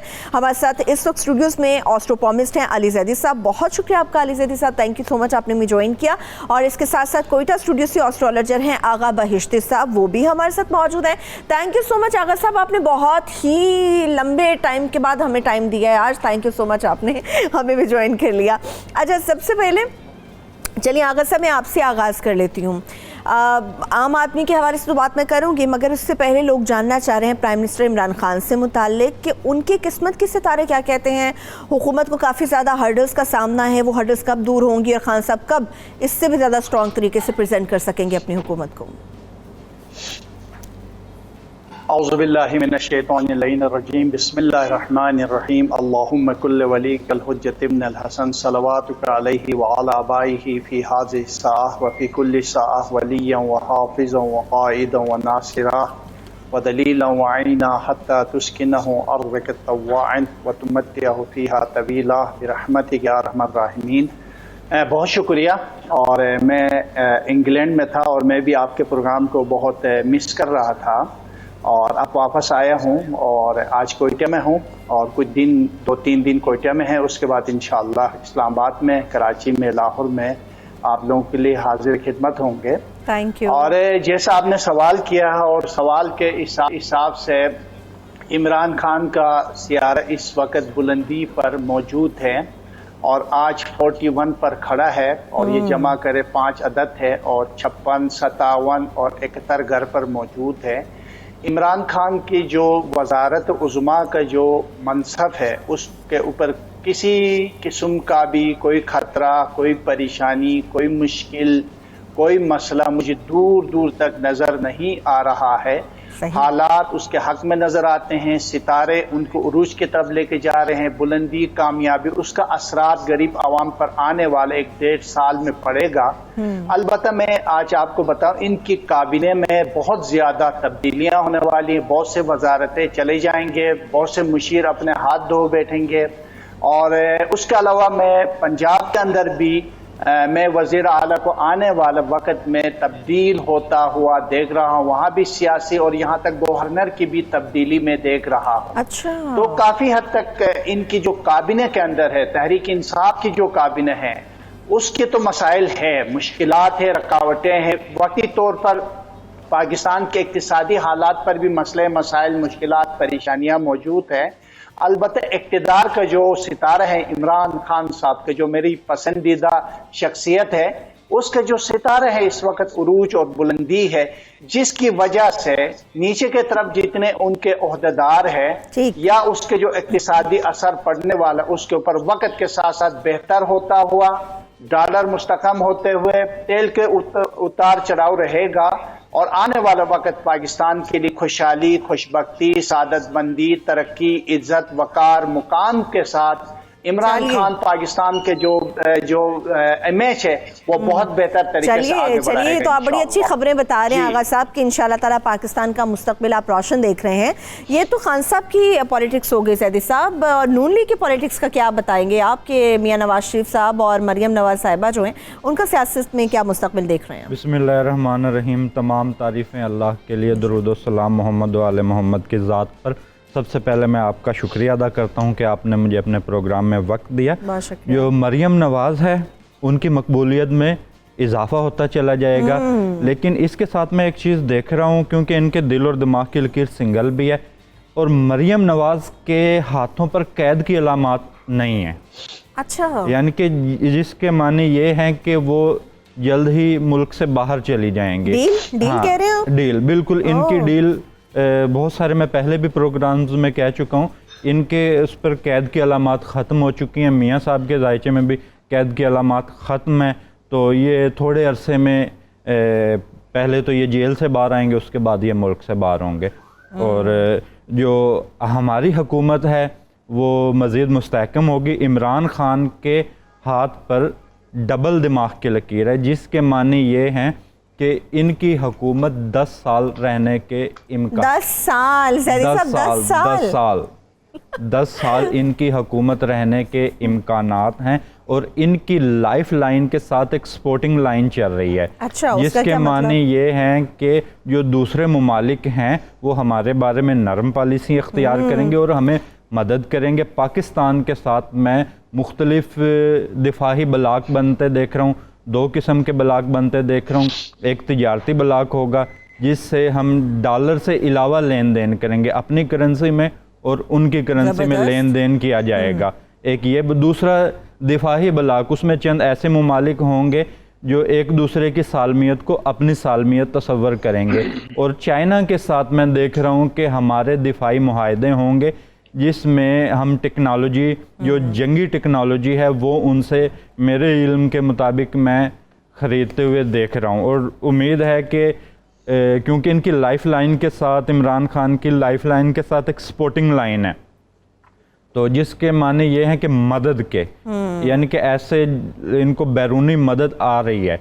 तो मेरे इल्म के मुताबिक पाकिस्तान को, क्योंकि हमने इनके हाथ को, इनके जायचे को पाकिस्तान के साथ भी पढ़ना है, तो मेरे इल्म के मुताबिक कोई बड़ी माली मदद पाकिस्तान के अंदर आने के इम्कानात रोशन है। बिल्कुल बिल्कुल। ये जो बातें बताई आगा साहब, सैदी साहब ने जो गुफ्तगू की है, आपने इससे पहले कहा कि खान साहब जो हैं बड़ा तेजी से आगे बढ़ेंगे और इंशाल्लाह पाकिस्तान का रोशन मुस्तकबिल आप देख रहे हैं।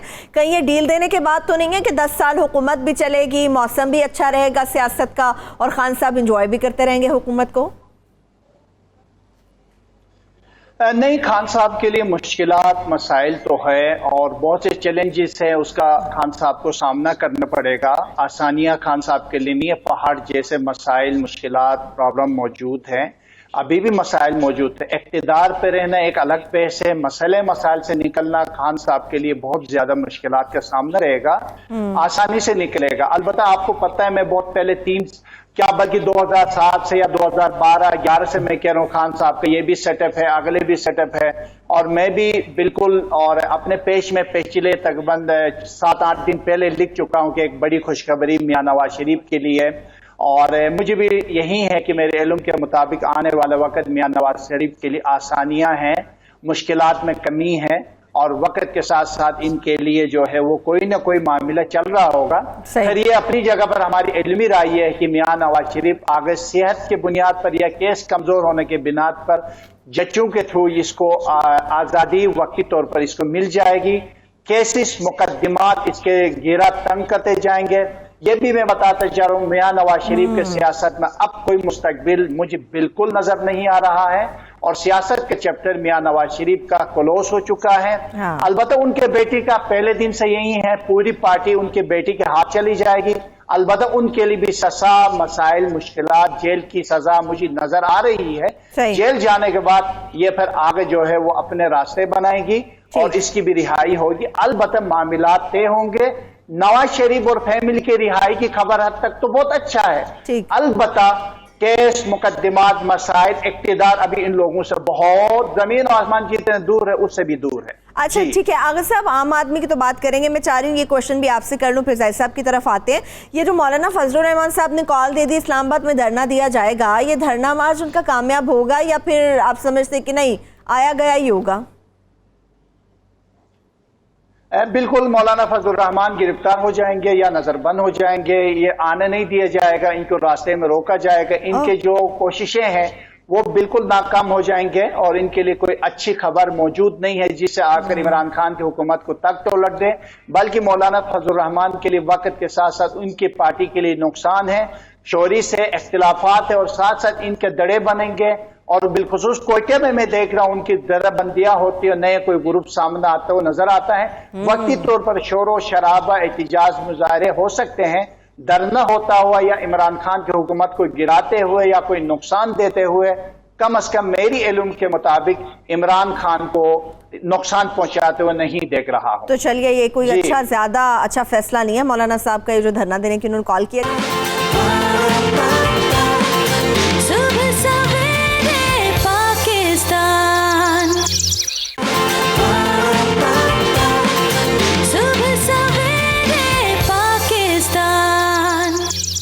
सबसे पहले तो हम इस तरह से करते हैं कि कौसर हमारे साथ मौजूद थी। आगा साहब उनका बता दीजिए, कौसर फैसलाबाद से जानना चाह रही थी, वो ऑपरेशन के हवाले से कुछ उनके इश्यूज हैं सेहत से मुताल्लिक। देखिए वो मेडिकल के हवाले से बाकायदा उनको अपने डॉक्टर के साथ रहनी चाहिए उनको, और डॉक्टर को मत छोड़े। डॉक्टर के मशवरे के साथ साथ एक दुआ है पैगंबर खुदा सल्लल्लाहु अलैहि वसल्लम पढ़ते थे, दुआए जोशन कबीर, और उसके साथ ये सूरह यासीन, ये दोनों एक दफा पानी के ऊपर पढ़े और फूके, खुद पढ़े खुद फूके, और वो दवाई के साथ इस्तेमाल करेगी तो इसकी बीमारी ठीक हो जाएगी।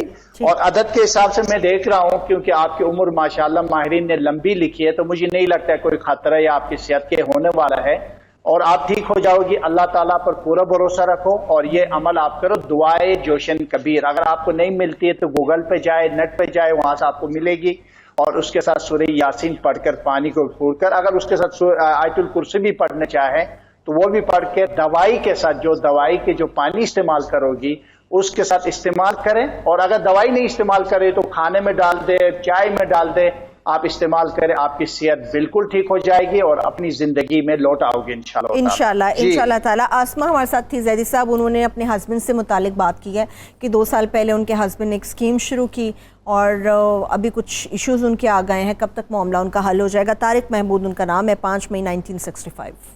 उनका फरवरी में मैं देख रहा हूँ कि उनके मामलात बेहतर हो जाएंगे। हाँ, फरवरी 2020 में उनके मामलात मैं देख रहा हूँ बेहतर हो जाएंगे, लेकिन इनको सदका लग रहा है सफ़ेद चीज़ों का। ठीक है। दही, आटा, अंडा, चावल, ये इनमें से 4 चीज़ों में से किसी एक चीज़ का भी सदका दें और कोशिश करें कि बैरूनी मुदालखत को लाने की इसके अंदर कोशिश करें, क्योंकि लोगों को इसमें इन्वॉल्व करें, आर्बिट्रेशन या कोई, क्योंकि इसमें मैं देख रहा हूँ कि इस पे सितारा कमर मुझे नज़र आ रहा है। तो सितारा कमर आपको पता है बढ़ता भी है, जैसे चांद है, कम भी होता है और बढ़ता भी है। कभी इनको ऐसे नज़र आएगा कि मामलात हल होने की तरफ जा रहे हैं, कभी ऐसे लगेगा कि नहीं हल हो पा रहे।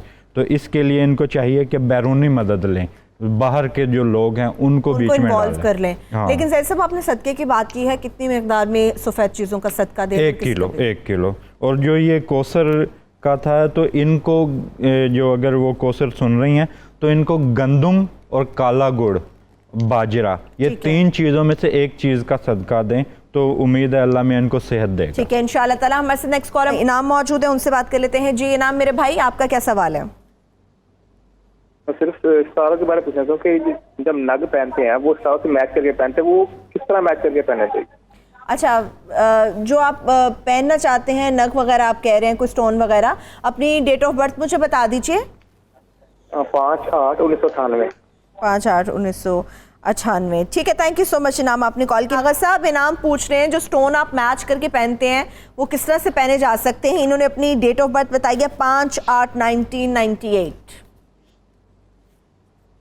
खैर मुझे उनके वालिद के नाम चाहे थे, वो सवाल अच्छा है, उस सवाल के जवाब दे दूं ताकि देखने वालों को जवाब भी मिल जाए। जी, उलूम इब्रानी या इल्म जफर का ये कानून है कि आपके अदद के हिसाब से, आपके नाम के हिसाब से जो हम निकालते हैं अबजद कबीर और अबजद सगीर, उसके हिसाब से जो अदद बनता है उस मुआफ़िक के हिसाब से अगर आप कपड़े पहनेंगे, अंगूठी पहनेंगे, तो जो अल्लाह ताला ने उन पत्थरों पे असरात रखी है उसका फायदा आपको बाकायदगी से पहुंचेगा। इसके अलावा पहनने से आपकी जिंदगी में आपके सितारे या सियारे के साथ तसादुम हो, मुआफिक न हो, तो उससे आपकी जिंदगी में नुकसान, मसाइल, परेशानियां, जैसे कि आपने कोई ऐसी सब्जी खा ली जो आपके लिए पेट के लिए नुकसानदेह है तो आपके लिए नुकसानदेह, किसी के लिए फायदेमंद होती है, तो इसी तरह पत्थरों की भी खासियतें अल्लाह ताला ने बहुत जबरदस्त तरीके से रखा है। उलूम इब्रानी के इस बात पर इत्तेफाक है और इल्म जफर के भी माहिरीन इस बात से इत्तेफाक करते हैं कि आपका जो पत्थर है आपके हिसाब के मुताबिक होने वाला पत्थर आपके लिए फायदा देता है, वरना दूसरे पत्थर जो है वो आपको नुकसान देते हैं। जी ठीक है। अच्छा सईद साहब, मुख्तसरन ये बताइएगा ये पूरा हफ्ता किन किन स्टार्स के लिए अच्छा रहेगा, किन के लिए बुरा रहेगा, और कौन से काम है जो फटाफट आप कर सकते हैं?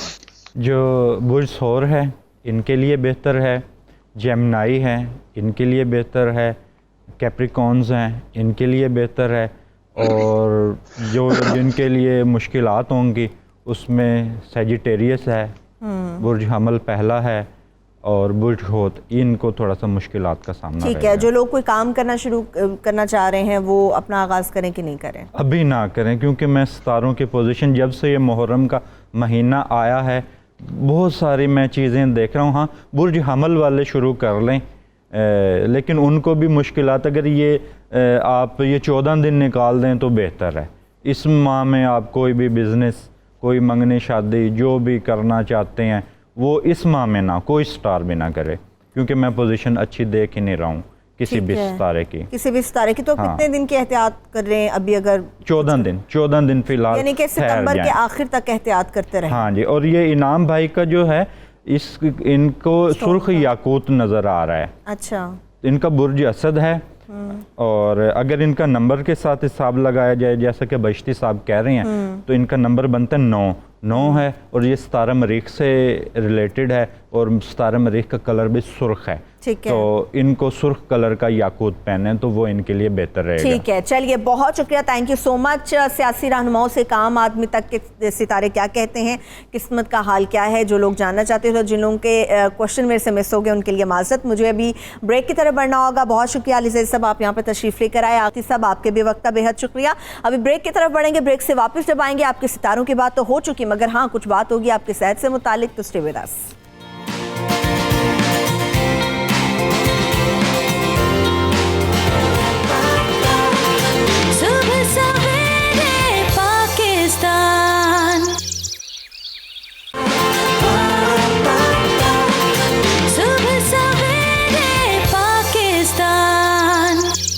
जब ये इस किस्म का मौसम आता है, बड़े ऐसे लोग हैं जो अवॉइड कर लेते हैं कि भी जिम नहीं जाना चाहिए, स्वेटिंग बहुत ज़्यादा हो रही है, घर के कमरे से नहीं निकलना चाहिए, मगर इसके साथ साथ ऐसे भी बहुत सारे लोग हमें अपने आसपास नज़र आते हैं, और मैं कहूँगी कि शायद इनकी तादाद बहुत ज़्यादा हो गई है, जिनको एस्थमा का होता है, जिनको दमे का मसला होता है, सांस लेने में दुश्वारी होती है, मगर वो अपनी फ़िटनेस का भी ख्याल रखना चाहते हैं। मगर जब सांस लेने में आपको दुश्वारी हो रही हो तो ऐसी सूरत में एक्सरसाइज किस तरह से की जा सकती है, या ऐसी सूरत में आप योगा कैसे कर सकते हैं, किस तरह से वो आपके लिए हेल्पफुल हो सकता है। और बहुत सारे लोग जो कि इस बीमारी के साथ लड़ना चाहते हैं और वो लड़ाई करना चाहते हैं अपने फिटनेस के ज़रिए या फिर योगा के ज़रिए कि वो किस तरह से इस बीमारी के साथ मुकाबला कर सकें, और जो खुद इस बीमारी का शिकार हैं और मगर एक्सरसाइज नहीं कर सकते, योगा नहीं कर सकते, उनके लिए क्या क्या चीज़ें हो सकती हैं, इन सारी चीज़ों पर बात करने के लिए हमारे साथ स्टूडियोज़ में हमारे मेहमान मौजूद हैं। सबसे पहले मैं तारीफ़ करवा दूँ, हमारे साथ योगा ग्रैंड मास्टर मौजूद हैं वसीम ताई साहब। बहुत शुक्रिया वसीम साहब, थैंक यू सो मच आपका। और इसके साथ साथ फिटनेस एक्सपर्ट है मोहम्मद शाहिद, वो भी हमारे साथ मौजूद है। शाहिद साहब आपका बहुत शुक्रिया। और इनके हमरा मौजूद है अनम, जो कि प्रैक्टिकली हमें बहुत सारी चीज़ें ऐसी एक्सरसाइज के हवाले से करके बताएंगे जो लोग सांस की मसले का शिकार है या सांस लेने में जिनको दुश्वारी है या फिर दमे का जिनको इशू है, उसको किस तरह से कंट्रोल किया जा सकता है। अच्छा वसीम ताई साहब, आप मुझे ये बताएगा कि किस तरह से हेल्पफुल है योगा उन लोगों के लिए जो अस्थमा का शिकार होते हैं, जिनको बड़ा प्रॉब्लम होता है, ज़रा सा हार्ड वर्क कर लेते हैं, ज़रा सा उठ जाते हैं तो फिर सांस लेने में इशू आना शुरू हो जाता है। जी, उसमें ये है कि वैसे तो जो मैं एक्सरसाइज बता रहा हूँ तो वैसे सबको ही करना चाहिए, ब्रीदिंग एक्सरसाइज, ताकि जो है जिन लोगों के लंग्स ठीक हैं वो मज़ीद मतलब किसी भी स्टेज पे अगर ख़राब होंगे तो एक्सरसाइज की वजह से वो नहीं होंगे ऐसा। तो उसके लिए ब्रीदिंग एक्सरसाइज है, जिनको जो इनहेलर यूज़ करते हैं या जिनको बचपन से ही उनके लंग्स का प्रॉब्लम है तो अपनों वो इसको क्योर कर सकते हैं थ्रू ब्रीदिंग एक्सरसाइज। ठीक है। और वो कोई मुश्किल नहीं है कि आप मतलब उसको, या कोई वेदर का ऐसा उसमें इशू नहीं है कि आप कहीं भी उसको कर सकते हैं। और अगर आप मॉर्निंग में करते हैं तो बड़ा अच्छा है, बेस्ट हो जाता है। जी, उसका आसान ये है कि आपको नाक से सांस लेना है, थ्रू नोज़ इनहेल करना है और थ्रू माउथ जो है एक्सहेल करना है ऐसा। तो जिन लोगों का लंग्स का प्रॉब्लम है वो इसको एक कम टाइम के लिए यानी कि शॉर्ट ब्रीथ के साथ स्टार्ट कर सकते हैं, और जैसे जैसे उनको महसूस हो कि अब उनका जो ब्रीथ बढ़ गया है, लंबा सांस ले सकते हैं, तो फिर वो सांस ले और उसको होल्ड करें 5 to 10 सेकंड्स जो है, ताकि लंग्स जो है उनके हैं वो स्पैन और श्रिंक हो ऐसा। ठीक है। अच्छा वसीम साहब, इसमें ये है कि आपको वन नज़ल अपना बंद करना पड़ेगा, उससे आपको ब्रीद इन करना पड़ेगा? नहीं, वो ये डिफरेंट, ये सेकंड। हाँ। द फर्स्ट जो है सांस लेना है नाक से और मुंह से सांस आपको छोड़ना है, जो एक सिंपल ब्रीदिंग एक्सरसाइज है। जो आप ये बता रहे हैं ये नॉस्ट्रल ब्रीदिंग है, जो आपको राइट नॉस्ट्रल प्रेस करना है और लेफ़्ट से इनहेल करना है। ठीक है। और फिर लेफ़्ट हाफ प्रेस करें और राइट से ब्रीद आउट। ओके। और फिर राइट से ही ब्रीद इन और राइट प्रेस करें और लेफ़्ट से ब्रीद आउट। और ये कितने टाइम्स आपको करना पड़ता है? ये मिनिमम आप 5 टाइम्स करें, और अगर आप टाइम है तो आप इसको यानी ये एक राउंड होगा, इस साइड से जाना है और वापस जब आएगा तो ये एक राउंड कंप्लीट हुआ ऐसा। तो 5 to 10 राउंड्स जो है आप कर सकते हैं, और इसके हज़ारों फ़ायदे हैं। एक तो लंग्स का तो है ही है, लंग्स का इशू इसलिए आता है कि हम छोटा सांस लेते हैं। जैसे अभी आप बैठे हैं, हम सब लोग जितने हैं तो हम सारा दिन में बहुत छोटा सांस लेते हैं, जो मुख्तसर जो है जो लंग्स का नीचे का हिस्सा है वहाँ तक ब्रीथ ना पहुँचने से वहाँ इन्फेक्शन होता है, जिस वजह से ये प्रॉब्लम स्टार्ट होती है। तो अगर आप सुबह उठ के या दिन में किसी टाइम भी बड़े सांस ले लें ताकि आपकी लंग्स की एक्सरसाइज हो जाए, तो फिर सारा दिन आपको यानी ऐसा महसूस होगा, एक तो आप ज़्यादा एक्टिव फील करेंगे और दूसरा ये चीज़ है कि आपको कोई लंग्स की ऐसी प्रॉब्लम नहीं होगी। जिनको जो इनहेलर यूज़ करते हैं, अगर वो आज भी शुरू करें ब्रीदिंग एक्सरसाइज तो 15 डेज़ के अंदर उनको रिज़ल्ट मिलना शुरू हो जाएगा, और इंशाल्लाह एक टाइम पे वो उनकी जो इनहेलर है वो छूट जाएगा। हाँ, ठीक है। अच्छा शायद बहुत सारे ऐसे लोग जिम में भी आते होंगे, बहुत सारे लोग ऐसे जो हेल्प चाह रहे होते हैं कि जी हमें सांस में मसला होता है, मगर फिर भी वो बड़ी एक्टिव किस्म की एक्सरसाइजेस करना चाह रहे होते हैं, तो ऐसी सूरत में आप लोग उन्हें क्या रिकमेंड करते हैं? मैं अपनी बात शुरू करने से पहले मैं सिर्फ आपसे एक वाक़या जो है ना शेयर करूँगा। हकीम लुकमान के पास कुछ लोग आए, तो वो अक्सर जो है ना जब भी आते थे वो उनको कुछ ना नसीहतें किया करते थे। तो एक दफ़ा आए तो उन्होंने कहा जी हमें हकीम साहब हमें कोई नसीहत करें। उन्होंने कहा कि आप सर ठंडा और पाँव गर्म रखें। सर ठंडा और पाँव गर्म रखें। अच्छा, लोग चले गए। कुछ दिनों बाद देखा कि जो है ना लोग जो है ना बीमार होना शुरू हो गए हैं। वो आए तो उन्होंने कहा खैरियत आजकल लोग बीमार हो रहे हैं। उन्होंने कहा हकीम साहब लास्ट टाइम आपके पास आए थे तो आपने फरमाया था कि सर को ठंडा और पाँव गर्म रखें, तो हम क्या कर रहे हैं कि सर को जो है ना वो चूल्हे के आगे रखते हैं और सर के ऊपर जो है ना बर्फ़ रखते हैं। उन्होंने कहा मैंने ये नहीं कहा था, मेरा मकसद ये था कि गुस्सा नहीं करना और ज़्यादा चलना है। अच्छा, वॉक करनी है, वॉक ज़्यादा करें और गुस्सा कम करें। ये चीज़ जो है ना ये एक बहुत बड़ा मैसेज है। हमारे पास जो है ना जिम के अंदर बहुत सारे ऐसे लोग आते हैं जिनके साथ डिफरेंट प्रॉब्लम्स होती हैं, सांस का मसला होता है, उनके लिए डिफरेंट एक्सरसाइजेज जो है ना उनको हम रिकमेंड करते हैं। ये ऐसा ही है कि मैं जिस तरह वसीम साहब का तो बहुत एक्सपीरियंस है, नई लेना मोटरसाइकिल लें तो कहता है कि 100 किलोमीटर तक ना आपने इसको अकेले चलाना है ताकि इसके रिंग पिस्टन जो है ना खुल जाए। बॉडी भी ऐसे ही है, अल्लाह का ये निज़ाम है, ये अल्लाह का सिस्टम है, इसको हम जितना टफ करते जाएंगे ये उतना अच्छा परफॉर्म करेगी। तो होता ये कि जो फिर उससे जो लोग हमारे पास आते हैं उस हिसाब से हम कुछ जो है ना उनको जो चीज़ें रिकमेंड करते हैं कि उनकी जो है ना ब्रीदिंग पे ज़्यादा प्रेशर ना आए, उनको होता है ना बहुत ज़्यादा इंटेंस किस्म की एक्सरसाइज, अग्रेसिव एक्सरसाइज वो नहीं करवाते हैं। लेकिन ये चीज़ें करनी पड़ती हैं रेगुलर बेसिस पे। ज़्यादातर होता है अस्थमा का मसला होता है, अस्थमा के लिए बहुत ज़बरदस्त इसमें कुछ ऐसे कुछ स्टेप्स वगैरह हैं। अगर आप जिम में नहीं जाते, मैं जब भी आए प्रोग्राम में मैंने हमेशा उन लोगों को मैंने ज़्यादा इनकरेज किया है जो जिम में नहीं आ पाते हैं और वो घर पे हैं वो और वो करना भी चाहते हैं, तो उनके लिए जो एक्सरसाइज है, ये जो स्टेप्स जो हैं अगर ये कर लेते हैं उनको, यानी कि ऐसा भी पॉसिबल है कि इनकी इस बीमारी से जान छूट जाए। ज़बरदस्त। ठीक है, अगर जान नहीं छूटती तो उसमें इनको इतना ये रिलैक्स हो जाएंगे कि इनको ना फील होगा कि ये चीज़ जो है ना ये ख़त्म हो सकती है। तो अभी जो है ना इसको साथ जो इसका जो है हम साथ डेमो भी कर लेंगे। अनम जो है ना हमारे साथ हैं, अनम जो है ना कुछ हमें जो है ना कुछ स्टेप्स पर करके दिखाती हैं। अच्छा, ये स्टेप्स तो साथ साथ हमें करके दिखाएंगी। अच्छा वसीम साहब, ये भी होता है, बहुत सारे लोग कहते हैं कि जब हम योगा कर रहे होते हैं उसमें ये होता है कि हमारा माइंड बिल्कुल जो है वो सुन सा आ जाता है, नमनस से आ जाती है। उसकी क्या वजह होती है? क्या ये बिल्कुल हेल्पफुल होता है, हेल्दी होता है, या फिर ये अनहेल्दी एक्टिविटी होती है अगर आपका दिमाग सुन हो जाता है? देखें उसमें अगर तो वो कोई ऐसा स्पिरिचुअल एक्सरसाइज कर रहे हैं ऐसा या मेडिटेशन है तो उसमें तो मतलब इस टाइप की फीलिंग होती है ऐसा। अगर वैसे तो मेरे ख्याल में ऐसा नहीं है, क्योंकि उसमें टाइप्स होती हैं योगा की। योगा फॉर फिटनेस के लिए फ़िज़िकल योगा किया जाता है, और जैसे किसी को कोई प्रॉब्लम है, डिज़ीज़ है, तो उसमें योगा थेरेपी के थ्रू उसको क्योर किया जाता है। तो ये कुछ मतलब इस टाइप का नहीं है कि अगर आप फिज़िकल योगा कर रहे हैं तो आपका माइंड सुन हो रहा है या ऐसा, मतलब इस टाइप की मतलब ये है कि फीलिंग होनी नहीं चाहिए। जैसे बहुत सारे लोग कहते हैं कि जब हम सांस रोकते हैं तो उससे हमें इस तरह की फीलिंग्स आती हैं। जो ये है कि एक तो बिगनर्स होंगे, उनकी प्रैक्टिस नहीं है, मेरा उनको ये मैसेज है कि एक बहुत छोटे सांस से शुरू करें।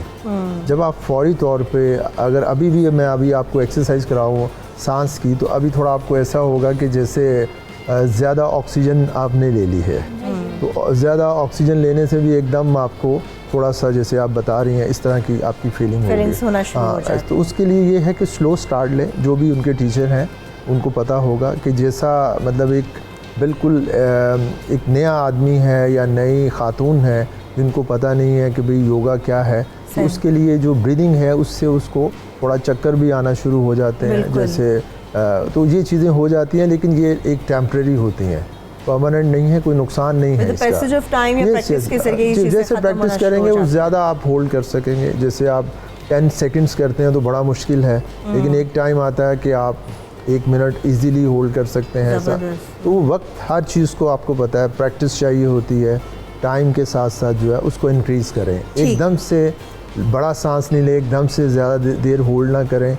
और जो एक्सरसाइज के थ्रू होता है वो भी यही वजह है कि वो ड्यूरिंग एक्सरसाइज होल्ड करते हैं, उसका ड्यूरेशन ज़्यादा है, उसको थोड़ा कम करें और शुरू में होल्ड ही ना करें। ठीक है, वो आपके लिए हेल्पफुल हो जाता है। थोड़े 15 डेज तक उनको विदाउट जो है ना ब्रीथ जो है होल्ड की एक्सरसाइज करना और उसके बाद ठीक है। अच्छा शायद हमें बता दीजिए। मैं बिल्कुल मैं बताता भी हूँ, बल्कि मैं इस एक चीज़ इसमें ऐड कर दूँ। आपने नॉर्मल लाइफ में देखा होगा कि अगर आप पे कभी ऐसी कोई सिचुएशन आ गई है जिस पे आप पे प्रेशर है, अच्छा आप फील करें उस टाइम कि आपने लंबे सांस लेने शुरू करते हैं, आपका जो है ना स्ट्रेस जो है वो कम हो जाएगा, कम होना शुरू हो जाता है। ठीक है, कुछ चीज़ें हमारे अपने कंट्रोल में होती हैं लेकिन हमें पता नहीं होता कि हमने इनको यूटिलाइज कैसे करना है। तो मैं अभी जो है ना ये साथ कुछ हैं, ये एक स्टेप है, ठीक है, जिसमें जो है ना ये नी के साथ जो है ना ये इसको प्रेस करेंगे अपने फीट को, है ना, कीजिएगा। अब ये जो एक्सरसाइज है ये मेल फीमेल दोनों कर सकते हैं? मेल फीमेल दोनों कर सकते हैं। ठीक। और ये स्पेशली जो है ना, यानी कि वो लोग जो घर से नहीं निकल सकते, जो जिम में नहीं जा सकते हैं, ये उनके लिए है। ये घर पे कर सकते हैं। कितनी देर आपको होल्ड करना पड़ता है? 30 सेकेंड, मैक्सिमम 30 सेकेंड। इसमें जितने भी स्टेप्स वगैरह हैं 30 सेकेंड से ज़्यादा नहीं है। ठीक है। लेकिन ये कि इसको रेगुलर बेसिस पे अगर हम करते हैं तो ये बहुत यूज़फुल है। और इसमें सांस की क्या पोजीशन होती है कि आपको स्लो लेना है, तेज लेना है या होल्ड करना है? बहुत आराम से सांस लेना है, सांस को अपने खींचना है और बड़े आराम से आपने उसकी ब्रीदिंग वगैरह करनी है। ठीक। और ये कितना टाइम करना चाहिए आपको? 30 सेकेंड। 30 सेकेंड आप सोने चाहिए? ये आप डेली जो है ना, आप 1 टाइम करते हैं। देखें, ज़्यादा करेंगे तो कहना कि वो भी बेहतर नहीं है, क्योंकि जिसको ऑलरेडी एक सांस का मसला है वो उसके लिए ये मसला हो सकता है। ठीक है। अच्छा, ये जो मैंने अभी स्टेप देखा है कि बहुत सारी हेल्दी खवातीन हैं वो नहीं कर सकती, उनको करने में मसला हो सकता है, मुश्किल आ सकती है। परफेक्शन नहीं होगी लेकिन हो सकता है। परफेक्शन जो है ना, अभी जिस तरह से अनम का है, उसकी फिज़ीक और बॉडी जो है ना उसमें फ्लेक्सिबिलिटी है, लेकिन ऐसा नहीं है कि कोई यानी कि इस तरह से जैसे हम नमाज पढ़ते हैं तो घुटनों में तो बंदा बैठ ही सकता है। आप इस तरफ आ जाए ताकि कैमरा फेसिंग हो जाए, अनम क्लियर नजर आए कि भाई किस तरह से एक्सरसाइज हो रही है इनकी। जी है ना, आप आ जाए ब्रिज पे जो है ना। आप सवेरे कर सकते हैं या कोई भी टाइम है? खाली पेट जो है ना, जितने भी जो है ना वर्कआउट जो है, खाली पेट ज़्यादा यूज़फुल है। ये ब्रिज पोज है ये। ठीक है।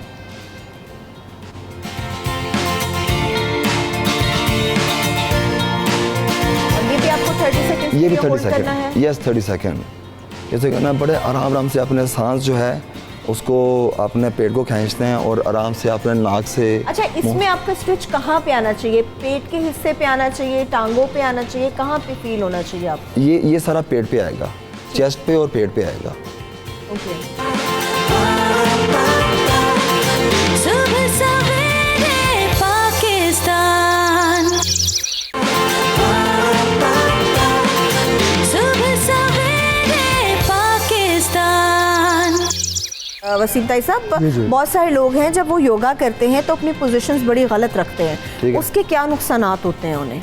एक तो ये है कि विदाउट इंस्ट्रक्टर जो है ना, वो आपको पता है कोई चीज़, लोग यूट्यूब पे बड़ी वीडियोस निकालते हैं, उसको देखते हैं और योगा स्टार्ट कर देते हैं। एक्चुअली ये होता है कि एक तो बड़े एडवांस लेवल पे लोग स्टार्ट कर लेते हैं, जो कि एक मोटा है या वेट उसका बहुत ज़्यादा है, तो उसका एक्सरसाइज उसके लिए डिफरेंट है, और जो मतलब एक स्लिम है उसके लिए डिफरेंट है, क्योंकि अब सबसे आपको पहले देखना है कि उसका अकॉर्डिंग टू बोन स्ट्रक्चर आपको एक प्रोग्राम देना है। ठीक। कि आपने नए बंदे को कौन सी एक्सरसाइज करवानी है जो कि उसको सूट करे। ये उस टीचर का काम होता है कि आप 10 आदमी खड़े करें तो आपको पता है कि इसको बैक का प्रॉब्लम है, इसको सर्वाइकल है, इसको फ्रोजन शोल्डर है, इसको घुटनों का है। तो ये सारी चीज़ें मतलब उस्ताद को पता होता है कि किसके लिए क्या प्रोग्राम है और कैसे मुझे उसको स्टार्ट करवाना है। ऐसा एक जैसे आपने बताया बहुत मोटा है तो उसके लिए ये मुश्किल होगा। तो वो क्या करेगा? वो योगा से कैसे फायदा उसके लिए ये है कि सबसे पहले तो उसका इनटेक जो है, आपको एक प्रोग्राम उसको देना होगा कि आप सबसे पहले खाना तो रोके जो है ना जी। जो आप इनटेक आपका जो 5000 कैलोरीज है और बर्न आप कर रहे हैं 200 या 300 वो भी बड़ी मुश्किल से। तो कैसा वो बैलेंस कैसा होगा? तो सबसे पहले कि उसको ये थोड़ा अवेयरनेस हो इन लोगों को जो मतलब घर पे हैं जिनको, तो अपना खाना बेहतर करें, ऑयल वाली चीज़ें और जैसा घी वाली जब सब कुछ खा लेते हैं आपको पता है, तो इसको इनटेक अपना कंट्रोल करें। और जो आसान है बताया इन्होंने कि वॉक स्टार्ट करें, फिर जैसे वो देखेंगे कि स्वेटिंग भी है, थोड़ा सा वेट भी कम हो रहा है, फिर ये सब चीज़ें ज़्यादा उसका फ़ायदा है ऐसा, क्योंकि एक स्लिम आदमी के लिए करना इजी है। एक जिसकी बॉडी पे ज़्यादा फैट है वो तो पहले ही मतलब कहेगा कि मैं तो ये मुश्किल है मेरे लिए करना। तो अपना सबसे पहले ये है कि इनटेक कंट्रोल करें, खाना तो कम बड़ा ज़रूरी है, बहुत ज़रूरी है।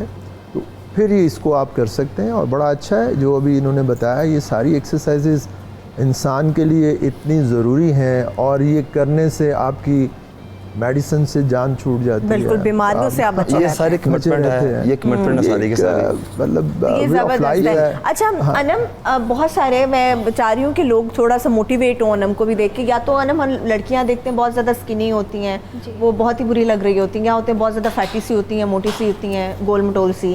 तो आपने अपने आप को फिट किस तरह से रखा हुआ, कितना अर्सा हो गया आपको ये फिटनेस प्रोग्राम के साथ चलते हुए? मुझे हो गया है 3 साल हो गए हुए। 3 साल हो गए। तो वैसे कभी मुश्किल लगता था स्टार्ट में कि बड़ा मुश्किल स्टार्ट में तो मुश्किल लगता है, लेकिन ये है कि बाद में बिल्कुल ठीक हो जाता है। फिर ये होता है कि हम लोग एक दिन भी ना करें तो फिर वो ये होता है कि हम लोगों ने कोई मिस कर दिया। हाँ, मुझे ऐसा है कि मैंने सुना है कि जो लोग एक्सरसाइज के बहुत ज़्यादा एडिक्टेड होते हैं या फिटनेस के मामले में बड़े अपने कॉन्शियस होते हैं, जब एक दिन भी नहीं करे तो उन्हें लगता है कि शायद हम बीमार होना शुरू हो गए, किसी को फ्लू हो जाता है, किसी को सर दर्द होना शुरू हो जाता है। तो ऐसी कंडीशन ऐसा होता है, लेकिन ये है कि हम लोग एक्सरसाइज करते हैं, जैसे एरोबिक जुम्बा भी करते हैं, तो हम लोग बहुत ज़्यादा फ्रेश हो जाते हैं उससे।